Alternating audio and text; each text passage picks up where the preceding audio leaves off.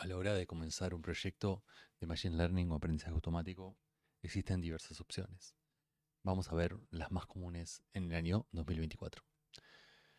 En términos de lenguaje de programación, tenemos varias opciones distintas que tienen algún tipo de soporte o se utilizan en distintas formas para las tareas de aprendizaje automático. Por un lado tenemos el lenguaje R, que es el tradicional lenguaje de estadística, Julia, que es un lenguaje nuevo, que trata de ser un lenguaje de estándar para para la comunidad científica, aunque al ser un lenguaje nuevo tiene menor popularidad y menor soporte. C++, que es un lenguaje para librerías de base, y luego tenemos Java y JavaScript, o Java, puede ser C Sharp, cualquier equivalente, lo pongo acá como un representante del mundo empresarial del desarrollo de software. Y después tenemos Python, que es mm, el lenguaje hoy en día más popular para todas las tareas y proyectos de aprendizaje automático, minería de datos, ciencia de datos, etc. Vamos a comparar un poquito estos lenguajes y cómo se utilizan. Por un lado tenemos Python. Python se utiliza para casi todo, tanto investigación, análisis de datos, desarrollo de sistemas, también para hacer unas librerías de base, vamos a ver con algunos problemas de a vez en cuando, y tiene una altísima popularidad. El problema principal que tiene Python es su alto desempeño y quizás podríamos agregarle también que para el desarrollo de sistemas, al no ser un lenguaje tipado, bueno, a veces puede tener un tipo de problemas, pero eh, no es el ideal en muchos casos. Estos dos temas se están trabajando activamente dentro del proyecto del compilador o el compilador intérprete Python, pero no obstante en este momento quizás no es óptimo para esto, pero igual se utiliza un montón para el desarrollo de sistemas y es básicamente el principal en lo que es investigación y análisis de datos. No tiene un competidor y la gran mayoría de nuevos modelos, nuevas herramientas, nuevo código que sale para hacer minería de datos, redes neuronales, etcétera, está casi exclusivamente en Python. ¿Tenemos algunas excepciones de eso? Sí. Por un lado tenemos R, si bien R está usado bastante para investigación y también para análisis de datos, y es muy popular sobre todo en ciertos nichos como, o nichos, no sé si sería la palabra correcta, pero quizás áreas, por ejemplo en economía o en algunas ramas de la biología. No obstante, no es un lenguaje que ha sido diseñado para ser un lenguaje de programación de propósito general y por ende muchas veces los usuarios que tienen R, las personas que usan R, se encuentran con un poco de problemas a la hora de poner en producción sus sistemas, si bien no digo que eso sea imposible, no es lo ideal, y no hay mucho soporte de librerías nuevas y los últimos modelos para R. Si bien R se utiliza bastante, queda un poco relegado a tareas más de estadística tradicionales y también para visualización que tiene muy buen soporte, quizás en algunos casos mejor que Python, pero bueno, en promedio sigue siendo Python muy superior. Después tenemos a Julia, que intenta hacer un reemplazo tipado y además de alto desempeño para básicamente Python, R y todos los lenguajes similares que andan por ahí. Si bien la propuesta de Julia es muy interesante, no ha ganado popularidad o no ha ganado la popularidad en estos últimos casi 10 años desde que salió, la popularidad que necesitaría para reemplazar a Python y hoy en día, si bien hay una gran cantidad de alternativas en Julia para hacer un montón de cosas, le pasa lo mismo que a R, que los últimos modelos, frameworks, etcétera, están la mayoría en Python y entonces es muy difícil competir no a nivel de lenguaje, sino a nivel de disponibilidad de librerías. Después, por otro lado, tenemos a C o C++. Acá pongo C++ para hablar de los dos, pero eh, C++ es un lenguaje que requiere un nivel de conocimiento a veces un poco más avanzado y de más bajo nivel para utilizar, por ende no es utilizado generalmente en el análisis de datos, en la minería o como lenguaje para desarrollar sistemas en este área, aunque sea. No obstante, se utiliza muchas veces en investigación. ¿Por qué? Porque a veces sacar ese 20, 30, 40, 50% extra de desempeño hace que un algoritmo que sea inusable sea usable o sea usable en tiempo real. Entonces se suele usar todavía un poco en investigación y asimismo muchas veces se utiliza en combinación con CUDA u otras herramientas avanzadas de cálculo numérico o lenguajes específicos, ¿no? Como en el caso de CUDA para GPUs. Entonces sigue siendo importante para la investigación y también para la codificación de librerías de base, que muchas veces están eh, divididas en un núcleo programado en C++ o en C con las operaciones más fundamentales que deben correrse muy rápido, y luego tenemos una capa de Python o de lo que sea arriba para hacer que sea más usable el sistema o la librería. Esto pasa con varias de las que vamos a ver más adelante, como TensorFlow o PyTorch. C++ obviamente es de alto desempeño, y acá voy a decir que no tiene gran popularidad, no en general en el área del informático, la computación, pero bueno, en el área del aprendizaje automático, machine learning o minería de datos, no es un lenguaje muy usado. Y después por otro lado tenemos acá a JavaScript y a Java, que em, son casos interesantes, los describo un poquito separados, si bien son los lenguajes de programación más mainstream, porque ambos se utilizan para desarrollar sistemas. Y bueno, podríamos decir acá que Java, C Sharp, etcétera, están, no sé si orientados al alto desempeño, pero sí generalmente tienen un desempeño más estable, ¿no? En los entornos en que se usan. No obstante, JavaScript también últimamente es bastante rápido, no al nivel de C++ o hasta Julia, que tiene un nivel de desempeño altísimo, pero bueno, es mucho más rápido que Python o que R. Y tiene una gran popularidad, con lo cual, por este motivo, muchas aplicaciones hoy en día se están codificando en JavaScript, y se está mudando quizás no tanto la infraestructura de análisis de datos e investigación, pero sí la parte de librerías para poner en producción sistemas. Hay varias librerías de JavaScript que nos permiten hacer esto. Sobre todo, esto pasa tanto en el servidor como en los navegadores web, en donde muchas veces queremos hacer el deploy de unas aplicaciones. Bueno, cada vez los navegadores están teniendo mejor soporte para cómputo numérico, para poder tener modelos de aprendizaje automático, etcétera, corriendo en vivo en el navegador. Acá vamos a hacer un pequeño paréntesis hablando de plataformas sin código. Obviamente los lenguajes de programación de los que yo hablé anteriormente son una muestra, y no, obviamente hay muchísimos más, y son una selección para dar una idea general, y de la misma forma vamos a ver acá algunas plataformas sin código. Vamos a hablar brevemente, que creo que las más conocidas son estas cuatro: Orange, Weka. Weka es un proyecto bastante viejo que casi ya no se usa tanto, eh, o al menos no como se usaba antes. Orange es un proyecto más nuevo, pero que ahora está un poquito desinflado. Altair antes se llamaba RapidMiner, y también es un proyecto que en un momento tuvo mucho énfasis, y ahora ahora medio que no se está utilizando tanto. Y el más prometedor en este área es Canime, que ha tenido, si bien también es bastante viejo, ha tenido un montón de desarrollo y está bastante bien para realizar tareas en donde no queremos realmente ponernos a codificar y necesitamos una iteración más rápida. Entonces, acá tenemos un ejemplo de Orange, en donde tenemos un archivo que cargamos y luego podemos hacer distintas visualizaciones, y acá tenemos todo un panel de control con distintos modelos y transformaciones que podemos hacer con nuestros datos, y de esta forma podemos hacer un proceso de minería de datos, o analizar un conjunto de datos, entrar un modelo, etcétera, sin necesidad de codificar realmente explícitamente en un lenguaje como Python. Si bien estas herramientas son muy útiles, sobre todo para el prototipado rápido, cuando queremos simplemente agarrar un conjunto de datos y ponerlo a analizar sin dar mucha vuelta, no tienen tanta flexibilidad como utilizar un lenguaje de programación. Así que en última instancia, si bien estas son herramientas que se pueden utilizar, está bueno tener la experiencia con un lenguaje de programación más versátil para poder hacer experimentos específicos o desarrollos específicos que podamos nosotros hacerlos a nuestra medida. Y el otro es Anime, que como ven es bastante similar, al resto. Quizá Weka es más, no tiene esta interfaz tan de unir cajitas y de esta manera armar un flujo de trabajo. Pero bueno, tanto Altair como mm, Orange como Kanime sí lo tienen. Y bueno, tiene un soporte para, como vemos acá, muchas operaciones de manipulación de datos, de lectura de datos, de visualizaciones y de modelado. Y realmente es una herramienta bastante potente, como decía, y esta es la que hoy en día está más utilizada. Y es una alternativa bastante potable también para iniciar un aprendizaje de las herramientas de minería de datos y aprendizaje automático sin necesidad de codificar.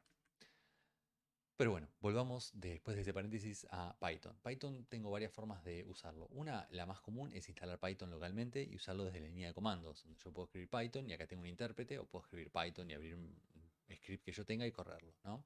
Y Python viene con, por defecto, pip. Pip es un manejador de paquetes que nos permite instalar nuevos paquetes. Por ejemplo, en este caso, si quiero usar la librería TinyImageNet, que me permite acceder fácilmente al dataset del mismo nombre. Bueno, simplemente pongo pip install TinyImageNet y en este caso se está instalando este paquete, esta nueva librería, a mi conjunto de paquetes preinstalados, ¿no? Entonces, esta es la manera más usual de usar Python y pip, y muchas veces esto que hacemos acá desde un entorno, desde un IDE, como por ejemplo Visual Studio Code, se puede hacer hasta más fácil teniendo mejor soporte para ello. Otra alternativa, sobre todo en Windows, es usar a una distribución de Python como Anaconda. Anaconda es una distribución de Python en la cual podemos bajar en un solo archivo instalable tanto Python como un montón de paquetes por defecto que son comúnmente utilizados para ciencia de datos o minería de datos. Esto es útil para Windows porque a veces el soporte que tiene muchos paquetes con pip en Windows no es tan bueno como lo es en Linux o en Mac, por ejemplo. Entonces, es una buena alternativa para una persona que está empezando y que no quiere lidiar con con errores, etcétera, cosas oscuras, instalarse Anaconda Navigator en Windows y directamente utilizar acá los entornos que tiene. Además, Anaconda Navigator tiene muy explícitamente el concepto de entornos que nos permiten aislar distintos proyectos que puedan tener distintas librerías que usen y sobre todo distintas versiones de las mismas librerías, ¿no? Entonces, para evitar ese tipo de conflictos y, y hacerlo de forma fácil, acá podemos crear, por ejemplo, un entorno nuevo y en ese entorno instalar solamente los paquetes que necesitemos para una tarea o un proyecto en particular. Por otro lado tenemos ePython, que es una versión de la línea del intérprete Python un poquito mejorada, que tiene capacidad de autocompletar y otras facilidades, que lo menciono quizás no se usa tanto hoy en día, aunque está bueno porque se puede utilizar, es mejor por defecto que usar el Python normal en la gran mayoría de los casos, pero además ePython lo menciono porque es la tecnología que está detrás del Jupyter Notebook. Jupyter Notebook es una interfaz de desarrollo al estilo digamos, en la misma categoría que Visual Studio Code o otro tipo de IDE, un entorno de desarrollo integrado, pero es un poco especial. ¿Por qué es especial? Bueno, porque nos permite tener al mismo tiempo tanto el código que nosotros queremos correr en lo que se llaman celdas, como también el resultado de correr esos códigos y en particular las visualizaciones, que suele ser muy importante en este área.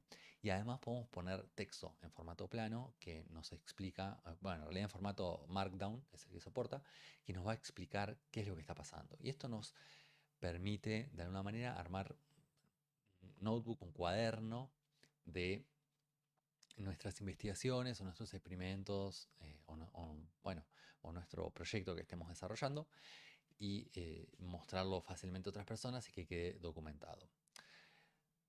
El Jupyter Notebook está muy bueno, sobre todo para comenzar a programar muchas veces porque requiere como no requiere entender exactamente cómo funciona Python con respecto a los paths, respecto a, digamos, a las rutas de archivos, etcétera. No requiere usar línea de comandos, simplemente abrimos Jupyter Notebook, que es una interfaz web, y lo vemos desde nuestro navegador y directamente acá programamos. Tiene como desventaja de que el formato de cuaderno no está tan bueno cuando hacemos desarrollos más grandes o cuando tenemos que tenemos que desarrollar un sistema que por ahí no tiene este tipo de interfaz, sino una interfaz más tradicional. Entonces, eh, si bien está muy bueno usarlo y para aprender minería de datos, generalmente la mayoría de tanto de ejercicios como hasta proyectos enteros se han desarrollado acá y análisis enteros se desarrollan en un notebook o en varios. Eh, no obstante, cuando nuestro proyecto avanza y necesitamos ya quizá ponerlo en producción o sistematizarlo más, o tenemos experimentos más complejos, se suele utilizar un patrón muy común que es tener un proyecto Python estándar, en donde tenemos algunos cuadernos que utilizan las librerías o funciones o etcétera que ya definimos anteriormente y se utiliza medio como interfaz, como cara visible de nuestro proyecto, este cuaderno en donde quizás llamamos a estas funciones y mostramos resultados y ponemos un poquito de explicaciones, análisis, etcétera. Después, si queremos no complicarnos tanto con la parte de instalar un entorno de Python y etcétera, tenemos hoy en día ofertas de sistemas la nube, lo que se dice, o online, que son similares generalmente a Jupyter Notebook, pero están personalizados para algún tipo de plataforma. En este caso estoy mostrando Google Colab, que es una de las más comunes, que nos permite de esta forma, mm, como vemos, podemos escribir también código y texto y etcétera, y podemos mostrar también los resultados de correr, ¿no? Es una celda de código, pero además en Colab por defecto tenemos un montón de librerías ya instaladas, por ejemplo NumPy y OpenCV en este caso, y otras más, que si queremos instalar una nueva podemos utilizar también pip con esta signo de exclamación adelante para hacer una instalación a través de esto, como si fuera la línea de comandos. Y es muy cómodo en el sentido de que no tenemos que hacer nada, simplemente ponemos crear un nuevo archivo y no tenemos que instalar nada en nuestra computadora, y todo esto está corriendo en los servidores de cada plataforma particular. Como contracara, lo que tiene de malo es que generalmente para subir y bajar datos en estos cuadernos vamos a utilizar también tener que utilizar los almacenamientos de datos de las mismas plataformas, ¿no? En este caso, por ejemplo, en Google Colab, lo más usual es usar Google Drive. También se puede utilizar otras formas de cargar datos acá mismo, pero bueno, eso es lo más, lo más común, lo más normal. Entonces, en algunos casos, bueno, puede tener ciertas desventajas. Es decir, no es como tener en tu máquina local un Jupyter Notebook corriendo, donde vos tanto los datos de entrada como los resultados los podés navegar simplemente en una carpeta común, sino que bueno, vas a tener que navegarlos desde el Drive, etcétera. Entonces, para unas personas esto puede ser una mejora, para otras no, depende. Y bueno, cada uno sabe qué es lo que quiere en cada caso. Entonces, en resumen, si queremos usar Python desde un entorno local, podemos usarlo directamente con el Python básico con pip o Anaconda si no queremos complicarnos mucho, sobre todo en Windows.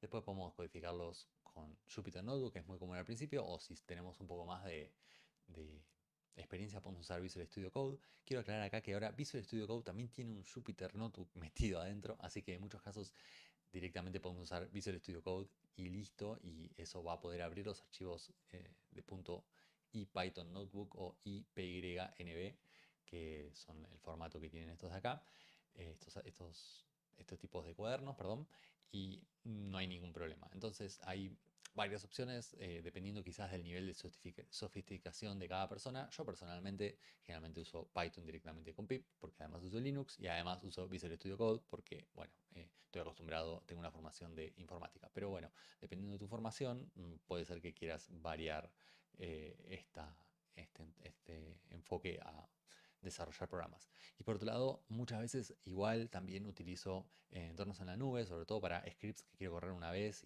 o un par de veces, o quiero eh, mostrarle a otra persona. Entonces en ese caso está bueno porque ya por defecto puedo compartir y ya la persona puede abrir y correrlo ahí directamente. Entonces suelo usar estos entornos, y además por otra razón que es importante, que es que estos entornos muchas veces me permiten tener una sesión de cómputo que tiene acceso a GPUs, o sea, placas de video que permiten acelerar un montón el cómputo en modelos complejos y con muchos datos. Entonces, muchas veces esto está bueno, y a veces hasta tengo datos ya en la nube guardados, entonces me permite, es mejor directamente usarlo acá porque no tengo mi computadora ocupada, etcétera. Lo que tiene desventaja estas plataformas, que al menos en sus versiones gratuitas, generalmente tienen el concepto de sesiones con tiempo limitado. Entonces, eh, bueno, acá hay una diferencia entre Colab, Kaggle y Amazon SageMaker, que son las tres. La última nos permite tener sesiones de tiempo limitada, pero que son persistentes. Es decir, cuando volvemos a la sesión, empezamos de donde quedaba antes. En cambio, Google Colab tienen sesiones que no son persistentes, y cuando si nos echan, digamos, de la sesión en la que estamos corriendo, que puede ser porque estamos usando mucho cómputo, o también porque tiene un tiempo límite, o también si no estamos interactuando de forma constante con la interfaz, también nos pueden echar. Entonces, en esos casos es muy posible que tengamos que empezar todo desde cero cuando volvemos a correr cuando queremos volver a correr algún script o algo así. Y entonces, bueno, eso requiere a veces guardar las cosas, guardar resultados intermedios de nuestros cómputos para no perderlos. Entonces, a veces agrega una complejidad extra versus usar Amazon SageMaker o un entorno local. No obstante, bueno, el más utilizado acá, creo que por mucho, es Google Colab, ¿no? En estos casos. Bueno, ahora ya entrando a el ecosistema Python en términos de librerías, vemos que la mayoría de las librerías que tenemos en realidad van a depender de una que se llama NumPy, ¿no? Entonces vamos a tener por un lado NumPy y Pandas que nos van a servir para procesar datos. Y estas serían como librerías más de bajo nivel. Matplotlib, que también es una librería de visualización de bajo nivel. Tenemos por otro lado a Seaborn, que es una librería de visualización de alto nivel. Y tenemos también a Scikit-learn y PyTorch y TensorFlow con Keras, que viene adentro de TensorFlow, que son librerías ya de más bajo o alto nivel para sí ya hacer tareas de aprendizaje automático o entrenar redes neuronales. Y en todo esto voy a poner acá a C++ porque C++ muchas veces está como librería, o sea, como librería de base o como el lenguaje de base para varias partecitas de las librerías estas, como les decía, de los núcleos, que tienen que ser bastante buenos en términos de desempeño, ¿no? Entonces, Python, ya sé que esté usando ePython, Jupyter, lo que sea, generalmente tengo siempre estas mismas librerías. Eh, Está bueno también entender el rol central que cumple NumPy en este entorno, porque NumPy es la librería que provee la capacidad de manipular fácilmente matrices, vectores, tensores, etc. Y entonces esta librería va a servir como base a Pandas, que es una librería que nos permite básicamente manipular tablas de manera eficiente y potente, que bueno, le agrega funcionalidad, digamos, a NumPy para procesar lo que sería generalmente lo que se considera tradicionalmente como una tabla de una base de datos o un archivo CSV, que sería lo mismo, datos rectangulares en general. Y luego tenemos Matplotlib y Seaborn. Matplotlib está construido también arriba de NumPy y algunos lo que llaman backends de dibujo, dependiendo de si estoy, por ejemplo, en la nube, si estoy en la web, si estoy en un entorno local, si estoy dentro de un programa eh, con una interfaz gráfica o la línea de comandos. Bueno, tiene distintos backends, pero esta es una librería que decimos de bajo nivel para visualización. ¿Por qué? Porque muchas veces tenemos que decirle exactamente dónde queremos cada parte de nuestro gráfico o nuestro diagrama. En cambio, Seaborn ya está construido arriba de Matplotlib y también arriba de Pandas. Entonces, muchas veces nos provee formas más rápidas de directamente decir, bueno, quiero visualizar tal dataset, tal columna, tal así, y bueno, ya tiene eh, opciones por defecto más sensatas para hacer muy rápida la iteración de la visualización. Por otro lado, tenemos estas tres herramientas que son de minería de datos, como Scikit-learn, que es la tradicional, que ya tiene más de 10 años de desarrollo, eh, y tiene básicamente la gran mayoría de algoritmos básicos de aprendizaje automático ya listas para usar, y con también varias funciones de preprocesamiento para darnos casi todo lo que necesitamos para usar, para armar un proyecto o pipeline de aprendizaje automático o minería de datos moderno. Pero lo que no tiene mucho soporte Scikit-learn por un tema de que no sea agregado a propósito, porque a veces es difícil compaginarlo con el resto de los algoritmos que tiene, es soporte para TensorFlow y PyTorch. O sea, perdón, soporte para redes neuronales profundas, que esos me los dan TensorFlow y PyTorch. ¿Por qué es eso? Bueno, hay varias razones, pero una es que muchos de los algoritmos de Scikit-learn asumen que el conjunto de datos que vamos a utilizar entra todo en memoria. Y esta es una limitante que generalmente PyTorch y TensorFlow justamente asumen todo lo contrario, porque están acostumbrados o están pensados para diseñar modelos grandes que tienen mucha cantidad de datos para entrenarse y entonces necesitamos cargarlos de a poco de una forma más interesante. No quiere decir que no haya extensiones de Scikit-learn, no haya posibilidad de usar Scikit-learn con datasets grandes, pero no está pensado para eso, está pensado como para el Machine Learning a baja o mediana escala. En cambio, estos dos no. De hecho, estos dos tienen soporte para cálculo cómputo distribuido. Si quisiéramos usar varias computadoras para entrenar un mismo modelo o evaluarlo, tienen ya soporte generalmente nativo. Y bueno, TensorFlow y PyTorch son similares. Una es de una de las grandes Google, otra es de Meta. Y los dos son proyectos open source con bastante soporte. TensorFlow es un poco anterior y por ende tuvo varias iteraciones en las cuales tuvo mala documentación y algunos problemitas. Así que si bien durante mucho tiempo fue el estándar tanto para investigación para producción, de a poco PyTorch con un diseño un poco más flexible y con mucha inversión en hacerlo que sea eh, más eficiente para correr y entrenar modelos. Hoy en día podemos decir que PyTorch es el líder en este área, en el área de Deep Learning, que es el que más se utiliza para este tipo de modelos. Y si bien el futuro de TensorFlow es un poco incierto, se sigue utilizando en varios lugares por temas de arrastre, de que ya tienen muchas empresas tienen varios sistemas en esta plataforma, pero bueno, estos serían como los principales. Me estoy comiendo algunos, sí, algunos que no estoy hablando, por ejemplo, SciPy es una librería compañera de scikit-learn que tiene un montón de herramientas y de algoritmos para procesamiento de señales y cálculos comunes, y como a esas hay varias herramientitas así, por ejemplo, tenemos frameworks que son específicos para astronomía, para biología, para neurociencia, para experimentos psicológicos, cognitivos, etcétera, etcétera. Hay una librería en Python casi para todo, así que bueno, eh, no las voy a nombrar todas, pero si quiero hacer aprendizaje automático, estas serían las principales, y de hecho estas cuatro de acá arriba, Pandas, NumPy, Matplotlib y Seaborn, quizás sean fundamentales para todo lo que tenga que ver con datos en eh, Python. Por último, vamos a ver un poquito la importancia que tienen estos frameworks dentro del lenguaje Python, ¿no? Y dentro de la comunidad, de la comunidad de proyectos open source en general, porque todos estos son proyectos, por suerte, open source. Es decir, no tengo que pagar nada, son de libre uso. Y además tienen código abierto, con lo cual se puede arreglar, se puede modificar, etc. Lo vamos a medir en base a estrellas de GitHub, que es una medida no exactamente estándar, pero bueno, nos da una noción de qué tan buenos o qué tan irrelevantes son estos frameworks. Para comparar, tenemos el lenguaje Python en sí, que es un lenguaje altamente popular, si no es el lenguaje más popular del mundo en este momento, que tiene 184.000 estrellas, y React, que es quizás el framework más popular también del mundo en este momento, que no es de Python, es de JavaScript, pero igual nos sirve para comparar, tiene 227.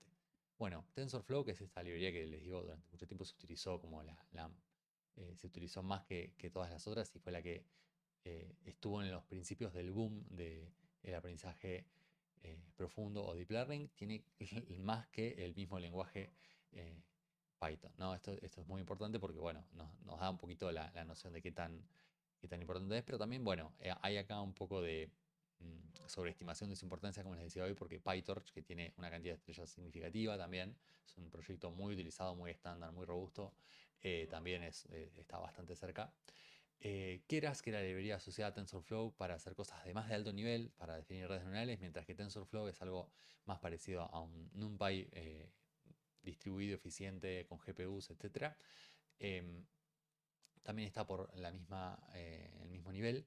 Scikit-learn, por otro lado, bueno, tiene una cantidad de estrellas creo que mucho menor que las que debería tener en términos reales, porque eh, pero hay una razón que esto es que Scikit-learn existe desde hace mucho antes que TensorFlow y hasta que GitHub, creo. Y bueno, ya se considera una herramienta estándar, tan estándar que ni siquiera nadie le va a dar una estrellita. Entonces eso también habla un poquito sobre la robustez y digamos, lo estándar, es el estándar de facto en este área.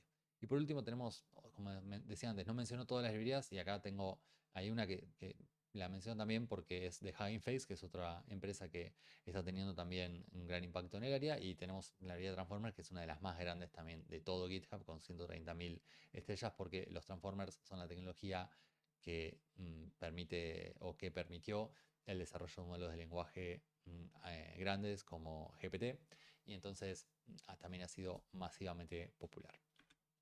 Bueno, y por último dejo acá un resumencito de las librerías estas que hablábamos. Entonces tenemos por un lado Python y Jupyter, que como decía antes, solamente para aclarar, no son librerías, una es un intérprete y otra es una IDE que usamos generalmente para desarrollar. Después tenemos Pandas y NumPy, que son las librerías tanto de bajo como alto nivel para representar datos, manipularlos, cargarlos y guardarlos. Después tenemos Matplotlib y Seaborn para visualizar.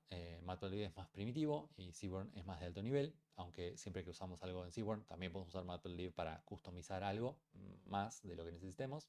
Y después tenemos las cuatro más utilizadas quizás para Machine Learning, de las cuales recalcamos que las últimas tres son más para Deep Learning, y Scikit-learn es el gran estándar del Machine Learning en Python y en el mundo de la programación en general.